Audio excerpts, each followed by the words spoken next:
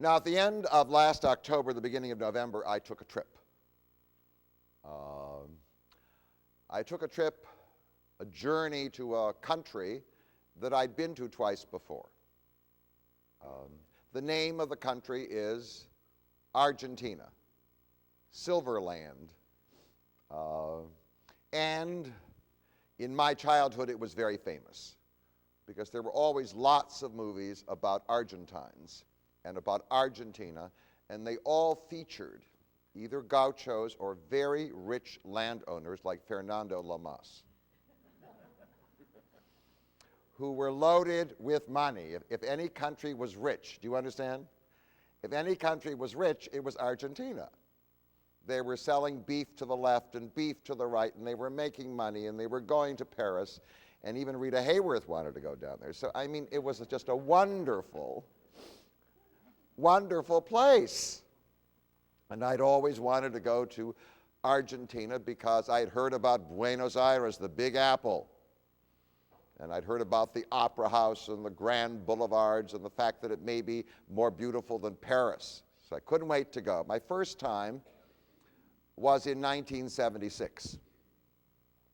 I went in the summer of 1976, and I arrived just in time for a military coup, which wasn't on my list, although I sort of enjoy interesting political events taking place while I'm on my trips. And that was certainly powerful. It was more than interesting. It was dreadful. It was a terrible time, and I will refer to it as I give my remarks. And then I went back in 1989. In 1989, the terrible military junta that took over when I arrived in 1976 was gone. They'd been gone for 6 years, and the great hope of Argentina was running for president. His name was Menem, and everybody said, oh, Menem, he's great. And so I arrived just as the campaign was winding up, and I got involved, at least as a spectator, in seeing all the excitement that was going on. Well, he turned out to be less than a hero, but then I have to tell you about that too. My third time was obviously in 2004. Why did I want to go there? Well, having been there twice, going to Buenos Aires has always been for me a superb experience. Nothing seems to dim the grandeur of that city for me. So it's, I wanted to go back. There are certain places I haven't gone back to. Owasso. No. I mean, I went there and I didn't go back. So, but Buenos Aires. Well, you know, that's different. So I want to go back. So of course I would go back. But the main reason was that Menem turned out not to be such a hero. In fact, after he stopped being president after 10 years in 1999, the country fell into a crisis, an incredible crisis, unbelievable for the Argentines. When I read about it in the paper, when I saw it in television, it was unbelievable to me. Argentina, as a rich country, had featured one of the grandest middle classes in the world, all living, or most of them living, in Buenos Aires and in the cafes and the whole thing. You bumped into them. That middle class had disappeared. Over half of it had fallen into poverty. So I'm trying to describe what the reports were. It would be as though half the people in Birmingham lost their jobs and their businesses and were now in soup lines. You got this? I mean, obviously there was something that happened in 1930 and 31 and 32 and started in October of 29 called the Depression. But this was almost worse than a depression. And there were all these horror stories of people who had lost everything.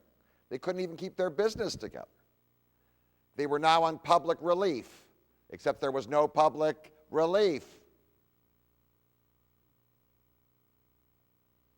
So I was interested. And in fact, for a period of time in 2002, in a period of a few weeks, there were 5 presidents, each one losing his job because he could not deal with the economic crisis. 5. And there was a new president from southern Argentina. Southern Argentina is like Canada. The farther south you go in the southern hemisphere, the colder it gets. All right. So it's called Patagonia. Patagonia, by the way, is a wonderful place because for people who've been everywhere, if you say Mallorca, who cares? Like Belle Isle. All right. You've been to Belle Isle. You say Crete. You say Paris. You say, I mean, everybody's been there. What's a place that very few people have been to? That becomes the chic-y place. Even if it's terrible, you go there because nobody else has been there. All right. The name of the place is Patagonia. Patagonia is the in place in case you want to have a kind of a chic name for travel. Okay. The chic inn is Patagonia. It's down here in southern Argentina. Even the penguins are freezing. No, but it's very nice. But the president, the current president of Argentina, whose name is Kirchner, comes from there. And I read there was some hope that maybe he would be able to do something to rescue the people from this terrible time. The Argentine self-image, which was always that of a rich and powerful people, has been undermined and destroyed. And can it be recovered? Well, countries in turmoil are interesting, at least for some tourists like me. And so I decided to go to Argentina, and I took a group of people with me when I went, and I learned a lot. Arriving actually at the end of October is to arrive at the beginning of the Argentine spring. It's fall here, but as you know, south of the equator, the seasons are in reverse. It's spring there. Right now in Buenos Aires, it's very hot. They've had very hot summers. The temperatures last year went up to 100, for a few days, 105 degrees. 105 degrees. I mean, it's called global warming, or there's something crazy going on in the weather. And right now it's very, very, very, very hot in Buenos Aires or in Argentina. So if that'll make you feel better, since I'm going to be talking about it, ignore the cold outside, and we'll all go south of the equator and enjoy the warm weather. Now, in order to tell you about my experience, I have to tell you about Argentina. So the best way to do that is to think of it as like a big bowl of stew, and into it I'm throwing all kinds of things. All right? So the first thing you have to throw into the Argentine stew is the geography, the place. All right. Argentina is a country, a nation, of approximately 1 million square miles, which makes it about 1/3 the size of the United States of America. It stretches through various climate zones. In the far north, it's semi-tropical. And in the far south, it's like Canada.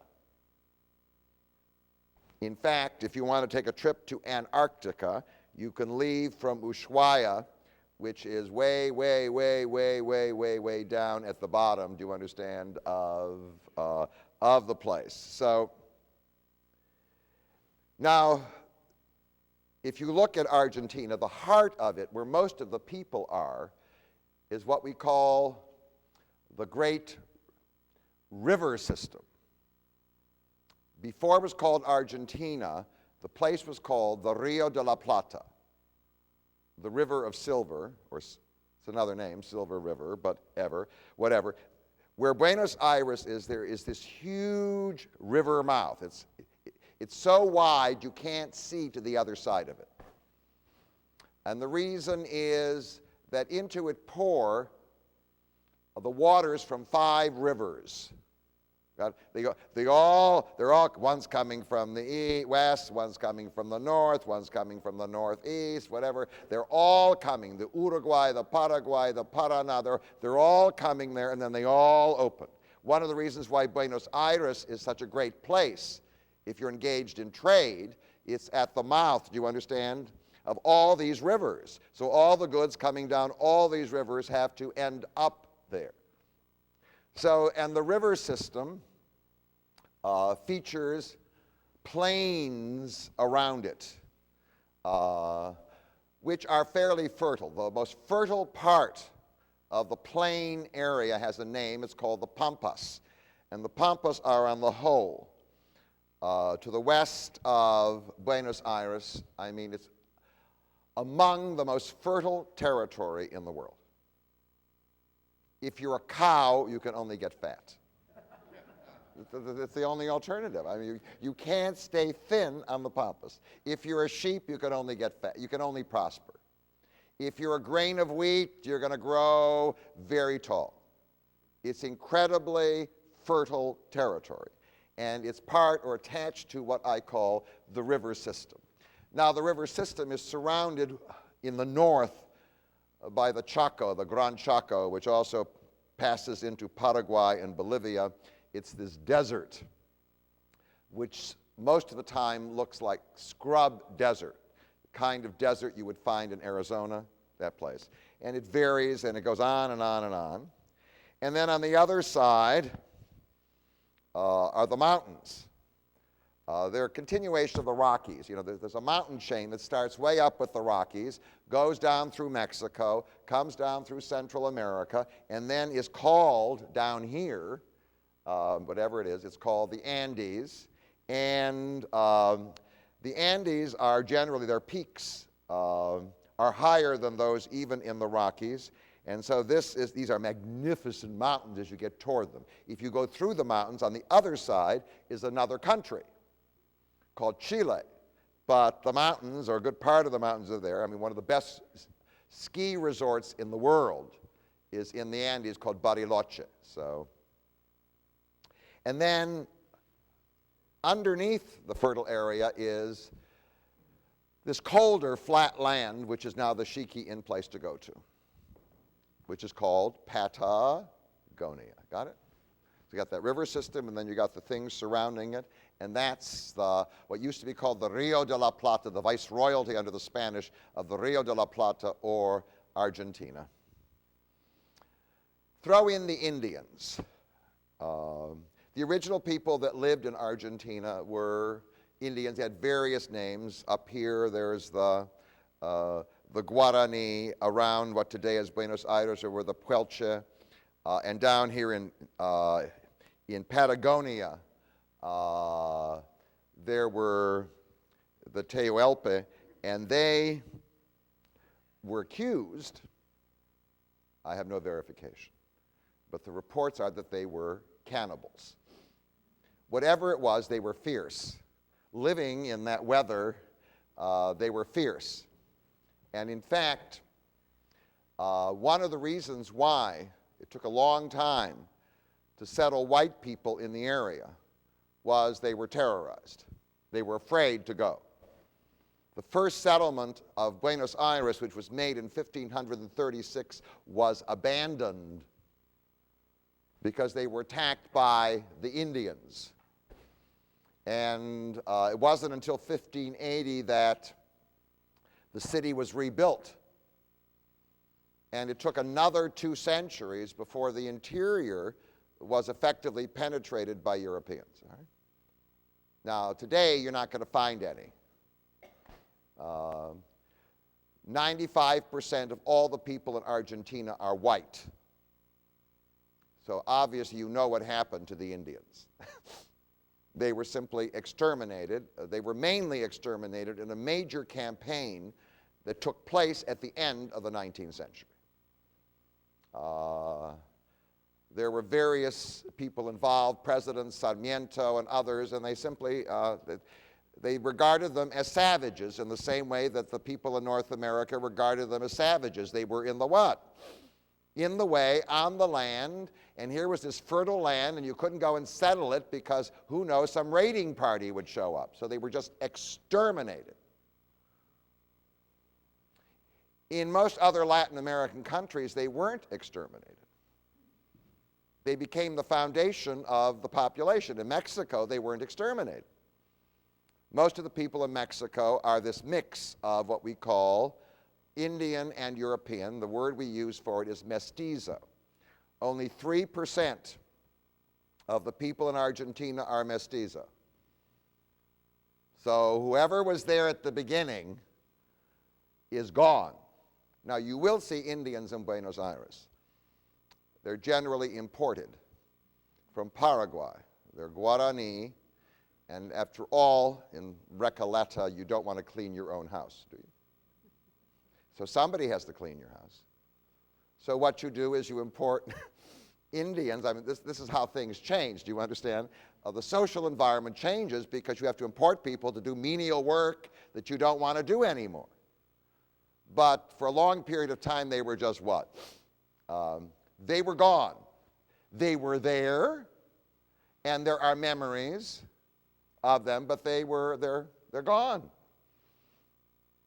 You walk down the streets of Buenos Aires and you look at the faces of the people, you could be in Milano. Okay. I'll talk about the Italians later. Okay. Throw in the Spanish. In the 16th century, the Spanish were on a roll. They were out to conquer the whole Western Hemisphere. They didn't get the whole Western Hemisphere. They got the southern part of North America, and they got all of South America, with the exception of Brazil, which ended up with their neighbor, namely Portugal.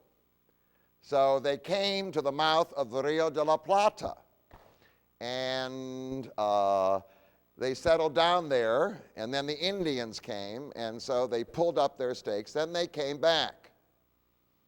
The Spanish didn't come in large numbers to the Rio de la Plata, and the reason was a very strange system that emerged. Only some crazy bureaucrat could have thought this up. The idea of the Spanish was that no ship could enter a Spanish-American port that wasn't Spanish. Couldn't be British, it couldn't be French, do you understand? Only Spanish. Now you have to understand the limitations on trade that imposed. Only a Spanish ship, or something that looked like a Spanish ship, all right? The second was that there were only certain ports from which goods could be shipped in order to establish control. The main port from which goods could be shipped in South America, in Spanish South America, was Lima in Peru, which meant that if you wanted something in Buenos Aires from Spain, it had to be shipped to Lima. You want something in Detroit, it now has to be shipped to San Francisco, and then schlepped, which is not a Spanish word, and then dragged across the Rockies to get to Detroit. Do you understand this system? So, was it inhibiting of development? I mean, it was impossible. So actually, the first areas of Argentina that were settled were up in the north, because they were part of what we call the Peru system.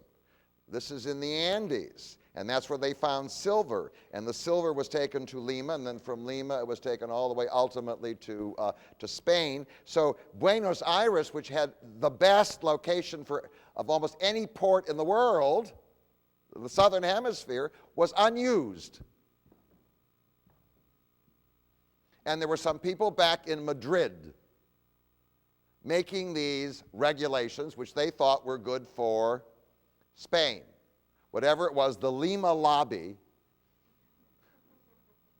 When I was a child, since there was Lama Ohio, no, I thought it was Lima, but now I realize it's Lima. There was a Lima lobby, obviously, in Madrid for pushing for everything to leave from Lima. So there was minimal development, but some Spanish came. When they came, they brought various things with them. One, they brought their arrogance, where they enslaved the Indians. If they did any kind of work, they organized what were called estancias, which were little places where the Indians worked as slaves until they died,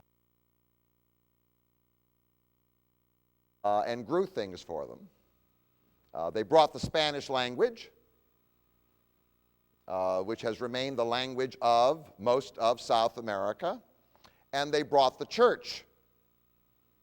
The church provided the justification for the conquest of South America. It was very clear that the Indians were uninformed of the Christian truth.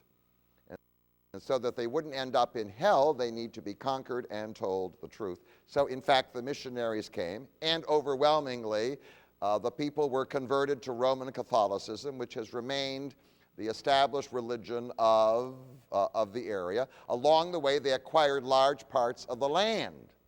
The church owned 1/3 of all the land in Argentina. You know, you can see all those missions. You go to L.A. or San Diego. They're the missions, but then around the missions were the what? Were all these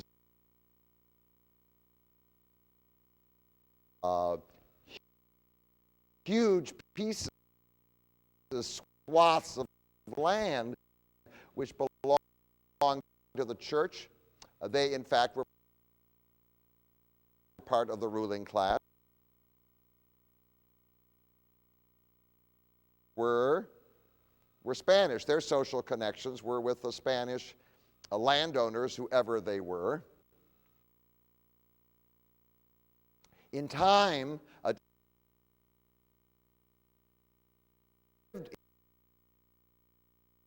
in Spanish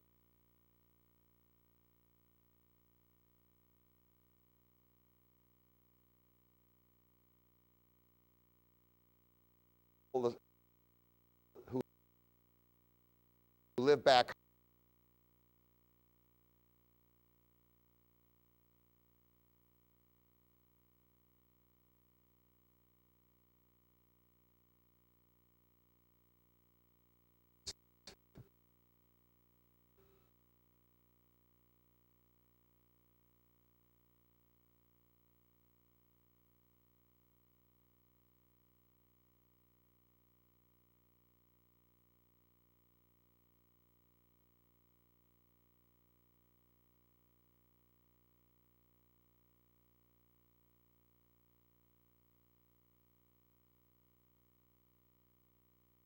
was born in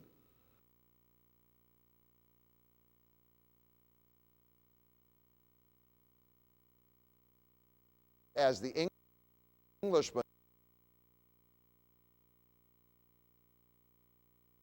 developed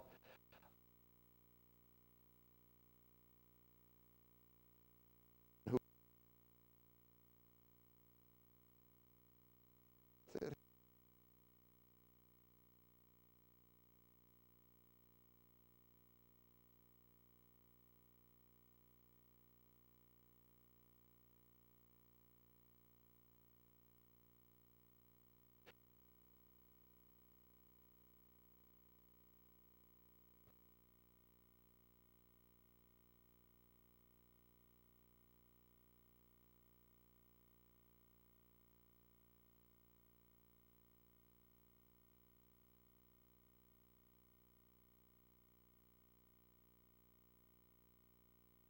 decided that this was idiotic to have everything go through Lima, so they